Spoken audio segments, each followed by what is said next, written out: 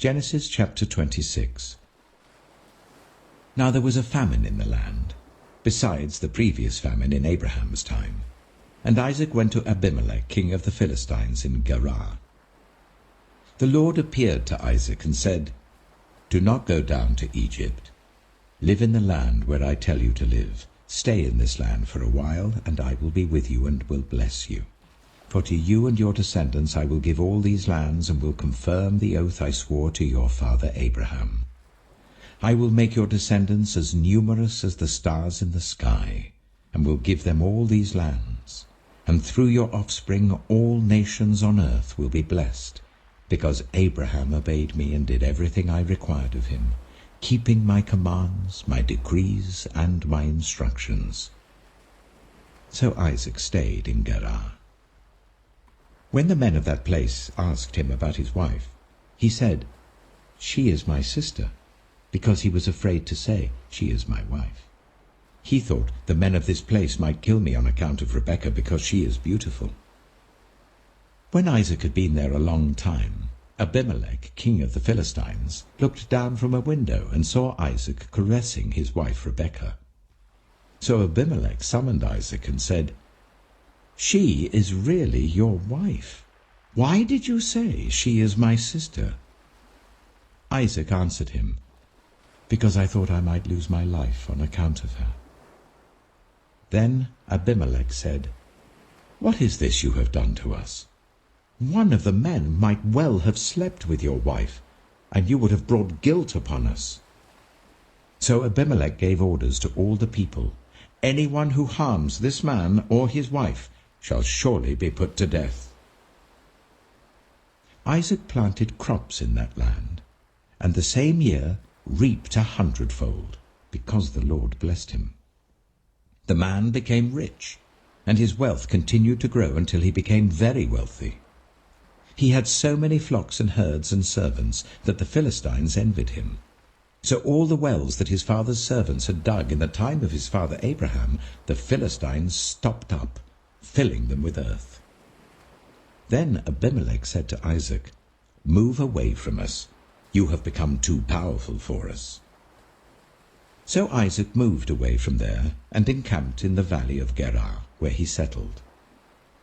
Isaac reopened the wells that had been dug in the time of his father Abraham, which the Philistines had stopped up after Abraham died, and he gave them the same names his father had given them. Isaac's servants dug in the valley and discovered a well of fresh water there.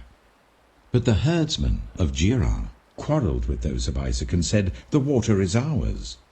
So he named the well Esek, because they disputed with him. Then they dug another well, but they quarreled over that one also. So he named it Sitnah. He moved from there and dug another well, and no one quarreled over it. He named it Rehoboth, saying, "Now the Lord has given us room, and we will flourish in the land." From there he went up to Beersheba. That night the Lord appeared to him and said, "I am the God of your father Abraham. Do not be afraid, for I am with you. I will bless you and will increase the number of your descendants for the sake of my servant Abraham."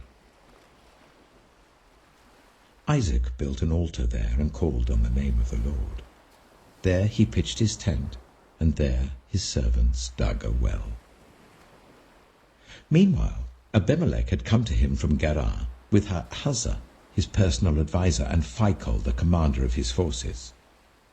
Isaac asked them, "Why have you come to me, since you were hostile to me and sent me away?" They answered, "We saw clearly that the Lord was with you. So we said there ought to be a sworn agreement between us and you. Let us make a treaty with you, that you will do us no harm, just as we did not harm you, but always treated you well and sent you away peacefully. And now you are blessed by the Lord." Isaac then made a feast for them, and they ate and drank. Early the next morning the men swore an oath to each other.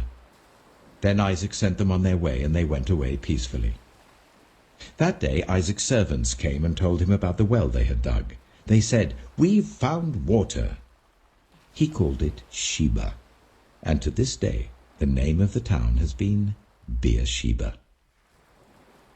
When Esau was 40 years old, he married Judith, daughter of Beeri the Hittite, and also Basemath, daughter of Elon the Hittite. They were a source of grief to Isaac and Rebekah. Matthew chapter 25. At that time, the kingdom of heaven will be like 10 virgins, who took their lamps and went out to meet the bridegroom. 5 of them were foolish, and 5 were wise. The foolish ones took their lamps, but did not take any oil with them. The wise ones, however, took oil in jars along with their lamps. The bridegroom was a long time in coming, and they all became drowsy and fell asleep. At midnight the cry rang out, "Here's the bridegroom! Come out to meet him!" Then all the virgins woke up and trimmed their lamps. The foolish ones said to the wise, "Give us some of your oil, our lamps are going out." "No," they replied, "there may not be enough for both us and you. Instead, go to those who sell oil and buy some for yourselves." But while they were on their way to buy the oil, the bridegroom arrived. The virgins who were ready went in with him to the wedding banquet, and the door was shut. Later the others also came. "Lord, Lord," they said, "open the door for us." But he replied, "Truly I tell you, I don't know you. Therefore keep watch, because you do not know the day or the hour." Again, it will be like a man going on a journey, who called his servants and entrusted his wealth to them. To one he gave 5 bags of gold, to another 2 bags, and to another 1 bag, each according to his ability. Then he went on his journey. The man who received 5 bags of gold went at once and put his money to work, and gained 5 bags more. So also the one with 2 bags of gold gained 2 more. But the man who had received 1 bag went off, dug a hole in the ground, and hid his master's money. After a long time, the master of those servants returned and settled accounts with them. The man who had received 5 bags of gold brought the other 5. "Master," he said, "you entrusted me with 5 bags of gold. See, I have gained 5 more." His master replied, "Well done, good and faithful servant. You have been faithful with a few things. I will put you in charge of many things. Come and share your master's happiness." The man with 2 bags of gold also came. "Master," he said, "you entrusted me with 2 bags of gold. See, I have gained 2 more." His master replied, "Well done, good and faithful servant.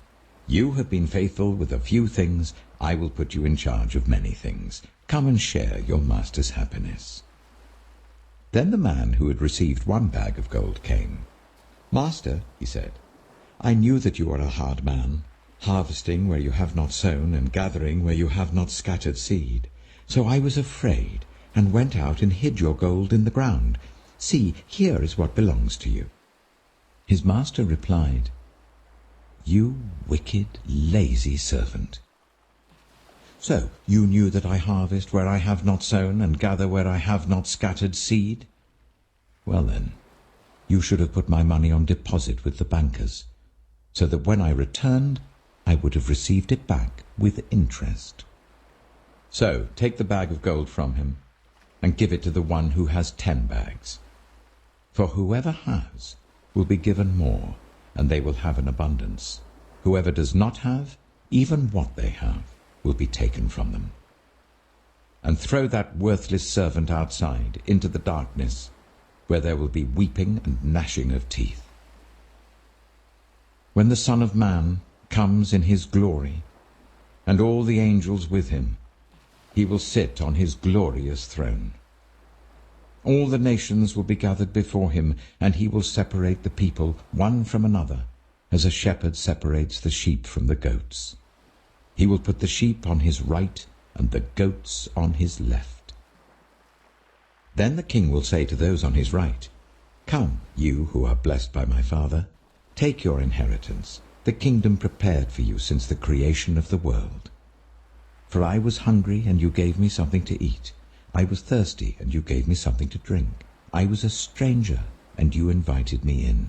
I needed clothes, and you clothed me. I was ill, and you looked after me. I was in prison, and you came to visit me. Then the righteous will answer him, Lord, when did we see you hungry and feed you, or thirsty and give you something to drink? When did we see you a stranger and invite you in, or needing clothes and clothe you? When did we see you ill or in prison and go to visit you?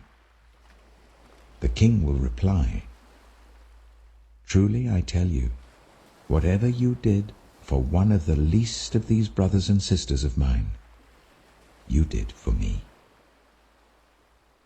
Then he will say to those on his left, Depart from me, you who are cursed, into the eternal fire prepared for the devil and his angels. For I was hungry, and you gave me nothing to eat. I was thirsty, and you gave me nothing to drink. I was a stranger, and you did not invite me in. I needed clothes, and you did not clothe me. I was ill and in prison, and you did not look after me. They also will answer, Lord, when did we see you hungry, or thirsty, or a stranger, or needing clothes, or ill, or in prison, and did not help you? He will reply, Truly I tell you, whatever you did not do for one of the least of these, you did not do for me. Then they will go away to eternal punishment, but the righteous to eternal life.